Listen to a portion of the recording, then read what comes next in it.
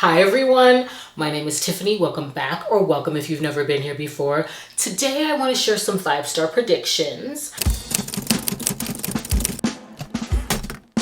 Now, I have seen this video. I love watching these videos. I know Victoria from Victoria's Romance Reads has one out right now. I will link her channel below.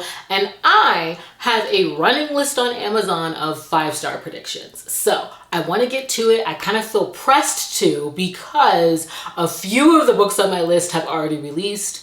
One of which was Mercy by Sarah Cate, and a few on the list that I'm going to share today are coming out very soon. So I definitely want to get this out. This should be short and sweet. Hopefully, I'm not long-winded, because of the timestamps below. But anyway, let's get into it. I feel like I need to start with the heavy hitter here, and that is Before I Let You Go by Kennedy Ryan. I immediately went to NetGalley when this was available for instant download. I am expecting her, the alchemist of words, to grip me with this second chance romance. And I've seen Christy from Christy Reads a Lot read this. Jessin from Jessin Reads Romance has a blog out. Also, Jen wrapped up her experience on reading this. I know Crystal's read it. I'm sorry to name drop, but these are all people that I really trust and I follow. And also just based on Kennedy Ryan's track record of what I have read from her, still real. I am expecting this to be a tumultuous ride. I know that this couple is divorced, that their lives are still very much entwined because they own a business together. They are co-parenting 2 children. And so when I was watching Jessin talk about just that magic that Kennedy has in making the experience of her characters feel all too relatable, even though I might not have that same experience. I've never been married. I don't have children. And yet, I believe she's going to be able to draft me into that. Also, since they will be falling back into each other, I know that what broke them up is going to be revisited. And I'm just intrigued. I know that this is going to be a heavy hitter. I have been putting it off to kind of get myself in the headspace. But absolutely, this is like the number 1 5-star prediction that I have of this year. I can see myself lotting it up as the favorites of the year. In fact, all of these books that I put on the list really fall into that. I'm expecting them to be my catnip, put it in my veins type of romances. So the next I have is June 1st by Jennifer Hartmann. Okay, Still Beating and The Wrong Heart were both 5 stars. And I think that this is gonna hit my caveat for a forbidden romance. What I'm always looking for is for it to feel as though the forbidden element, dictated by society, somehow feels wrong in light of their connection. I'm definitely expecting that to be the case here. I do know that this is an age gap, okay, where I believe the hero was adopted, therefore he has watched June grow up over the course of her life. I think when he was adopted, she was a child, like a baby, a newborn. And so I am just interested in seeing how Jennifer Hartmann handles that. I'm expecting there to be trigger warnings. I'm expecting there to be trauma. But the way in which she handled that in The Wrong Heart and in Still Beating leads me to believe that I'm going to be in great hands. And so I'm very, very ready to pick this one up and know it's going to be a slam dunk for me. Next is Whiskey by Kandi Steiner. I was really gripped by the synopsis of this because the heroine is likening her thirst for the hero to alcoholism, and I just found that to be appealing because it kind of telegraphed what I think we're going to be getting, which is a friends to lovers that is intoxicating. I'm expecting them both to be flawed. I'm expecting the timing to never align just so for them. So I'm expecting her to bring the angst. I'm looking for the push and pull between them, and I'm very interested in seeing like how they land on the same page, because I believe this spans across a lot of time between them as well. I love romances that span across like decades even. Hopefully I get a bit of that. And again, this is going to be the first Kandi Steiner for me, so I'm also, I've heard though that it's very different from all of her other books. So I think I'm most intrigued to pick this one up, and I do think that this is going to be a 5-star read for me. I also know that Under the Whispering Door by J. Klune. This has been on my like Amazon 5-star prediction list for a while, since I saw Rachel from Rachel Reads and Sing talk about this. She talked about the themes of loss and grief, and I'm really interested about the meditations on that being visited through a fantasy, being that the lens is going to be through Wallace, who has died, and he's being, you know, taken on a journey to the other side. And so I am very interested in picking this up. I keep putting it off, but I just think, you know, him as a character possibly learning the lessons or just feeling all of the emotions that he should have felt in life and death are going to be moving to me, and I'm very interested in getting into it. I believe there's like a tiny element of romance in this, but I remember her saying that it really is about the process of death and life and that grief and loss. So I just need to pick this up already, okay? I still haven't read The House on Cerulean Sea, so I'm sorry. But this is the one that I definitely think is going to be a 5-star read for me, so I need to get into it. Next, let's make sure I'm getting these titles right here. Oh, obviously, The Long Game by Rachel Reid, okay? Heated Rivalry was a 5-star read for me. That hard and soft mashup between Shane and Ilya was just everything. The all-consuming need between them, and the fact that at the beginning of that book, Shane almost hates himself for that fact.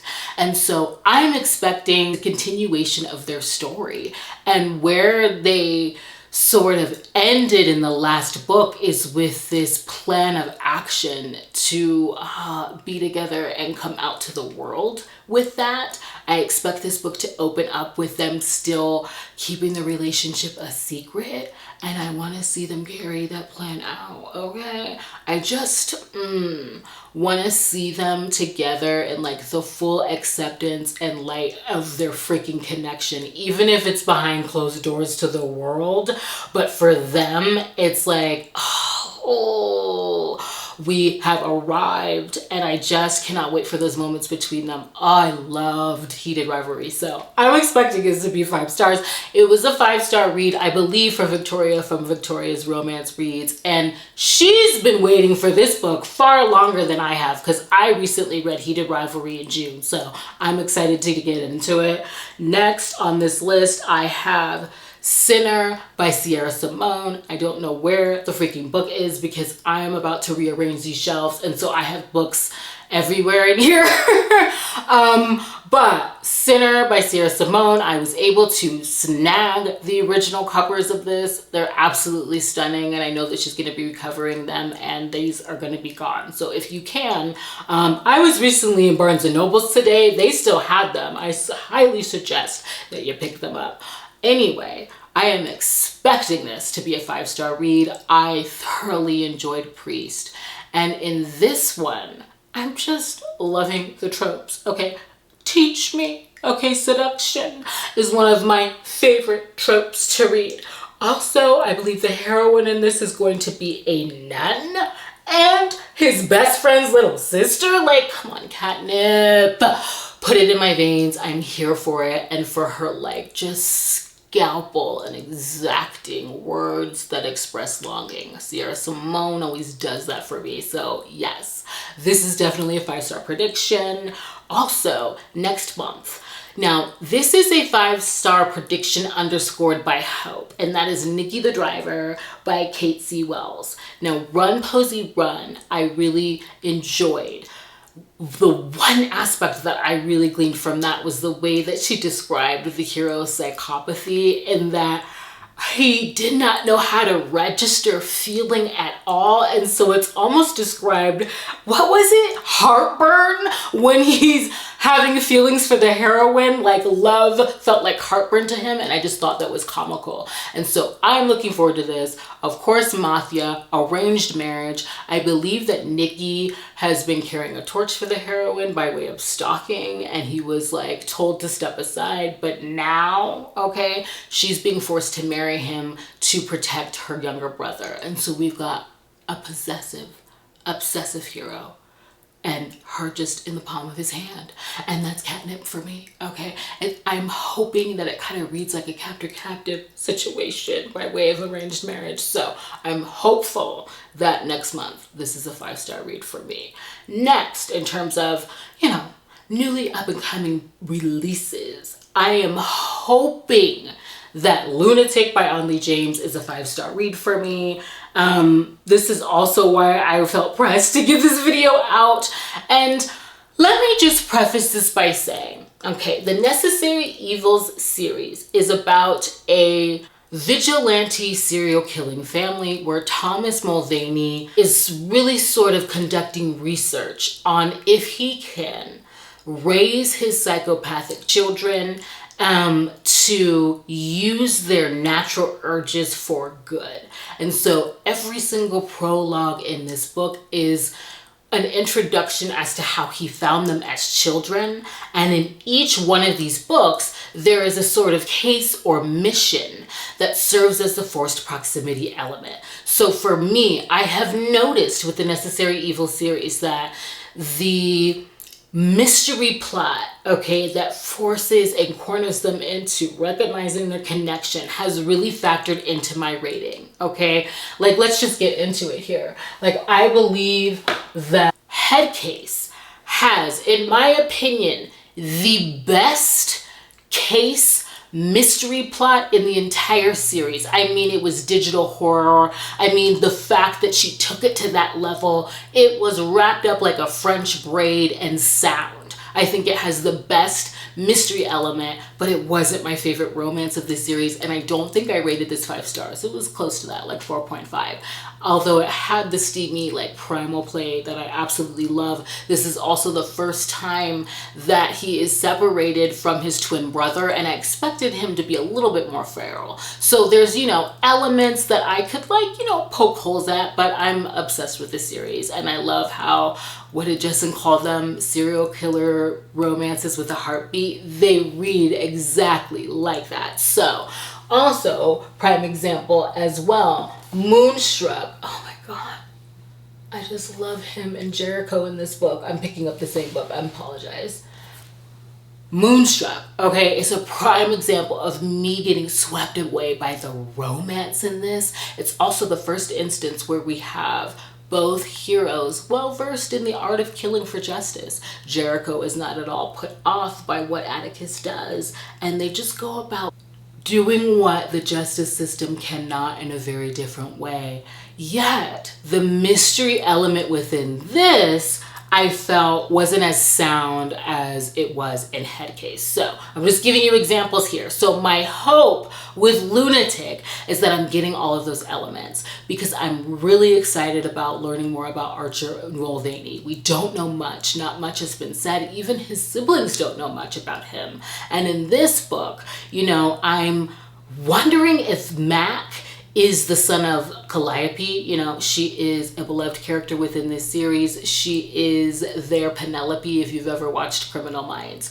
Yet, I believe Calliope only has one son. So he may be the son of one of the doctors that was introduced to us in the very first prologue in Unhinged. However, okay, his mother asks him to join this government top secret mission, which gives Mac the opportunity to sort of run away from something in his life. He is a wildlife photographer, and somehow that puts him, okay, in Archer's path. And so I love that it's going to be very heated between them, more favorably during the steam and not so much in every other area based on what I saw in the synopsis. But I am here for what she's doing in this series, and really I should just bring up Maniac, okay? I think anybody who's been reading this series is ready for freaking Thomas and Aiden's book, okay? That romance was built up expositionally, okay? And it's just been carried on throughout, and I have to know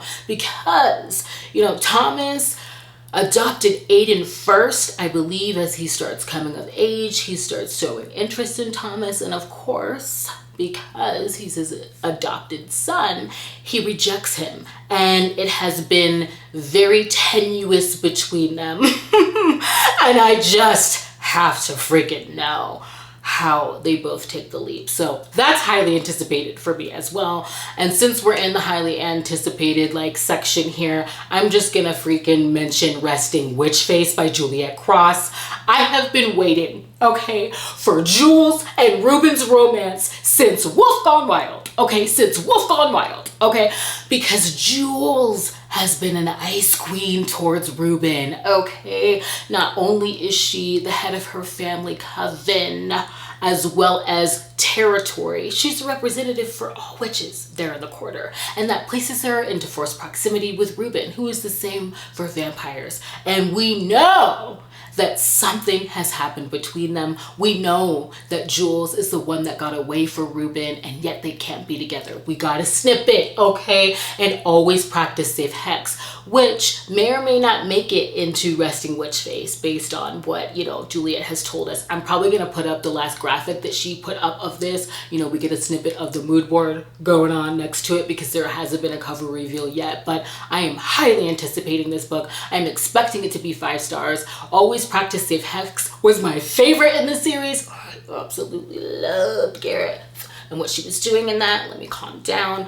But yes, I'm expecting this to be 5 stars. She has completely spoiled us this year, okay?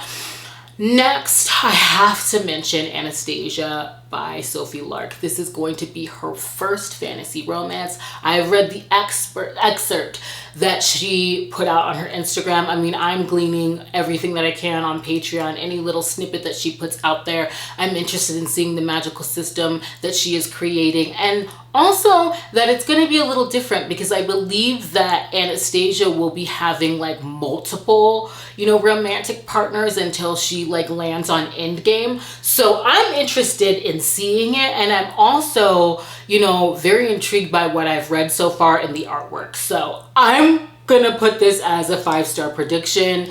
Sophie Lark is just so fresh. That is what I think about when I think about Sophie Lark. She is constantly evolving, and I am here for Anastasia. I cannot wait to read it.